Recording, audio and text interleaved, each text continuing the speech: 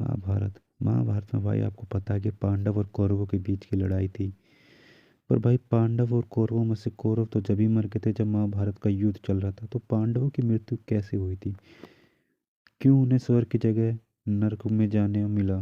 तो आज की इस वीडियो में हम आपको बताते हैं कि पांडवों की मृत्यु कैसे हुई थी। महाभारत धर्म का पालन करने के बावजूद पांडवों को नर्क क्यों मिला? क्या आप जानते हैं कि आखिर किन गलतियों के कारण पांडवों को नर्क में स्थान मिला? तो आइए जानते हैं आज की अपनी इस वीडियो में। महाभारत युद्ध में एक तरफा जहां धर्म का पालन करने वाले पांडव थे वहीं दूसरी ओर अधर्म की राह पर चलने वाला दुर्योधन खड़ा था। महाभारत के युद्ध में पांडवों ने कौरवों को परास्त कर दिया था, लेकिन क्या आप जानते हैं मृत्यु के पश्चात पांडवों को नर्क में स्थान मिला और दुर्योधन स्वर्गलोक को गया।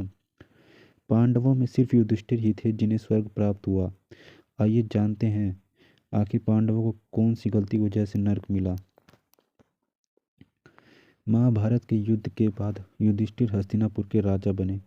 36 साल तक पांडवों ने राजपाट संभाला, लेकिन यदुवंशियों के नाश और श्री कृष्ण की मृत्यु की बात जानकर द्रौपदी सहित पांडवों ने सशरीर स्वर्ग की यात्रा पर जाने का निर्णय लिया। युधिष्ठिर ने सारा राजपाट अपने परपोतों परीक्षित को सौंप दिया और निकल पड़े स्वर्गलोक की यात्रा पर।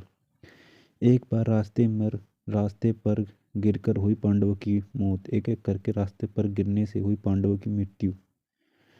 महाभारत की कथा अनुसार 5 पांडव, द्रौपदी और एक कुत्ता भी उनकी स्वर्ग यात्रा में चल रहा था, लेकिन दुर्भाग्यपूर्ण तरीके से रास्ते में वह द्रौपदी और पांडव एक एक करके गिरते गए और उनकी मृत्यु हो गई।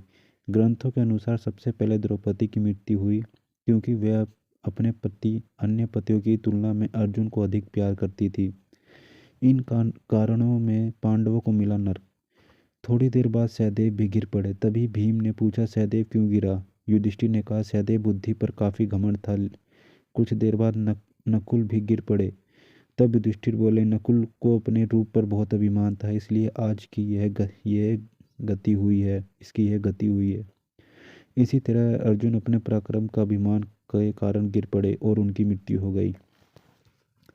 युधिष्ठिर सशरीर स्वर्गलोक को गए। भीम भी रास्ते में गिर पड़े। भीम ने गिरते वक्त युधिष्ठिर से इसका कारण पूछा तो उन्होंने बताया कि तुम खाते बहुत थे और अपने बल का झूठा प्रदर्शन करते थे, इसलिए आज तुम्हारी ऐसी गति हुई है। अंत में युधिष्ठिर के लिए स्वर्ग के द्वार खुल गए, लेकिन उनके साथ कुत्ता भी था जिसे वे स्वर्ग ले जाना चाहते थे। इंद्र इसके लिए राजी नहीं हुए। वह युधिष्ठिर भी अपनी बात पर अड़े रहे। आखिर में कुत्ते के रूप में यमराज अपने वास्तविक रूप में प्रकट हो गए। फिर युधिष्ठिर सशरीर स्वर्ग चले गए। तो भाई ये था कि कैसे पांडवों की मृत्यु हुई, कैसे एक एक पांडव करके भाई उनको मृत्यु के घाट जाना पड़ा, उतरना पड़ा। ठीक है। और भाई कुछ नहीं जाता, जैसे कि आपको पता भाई जिसने अपने रूप के ऊपर घमंड किया उसे भी मृत्यु लोक पे नरक में ही जाना पड़ा। ठीक है।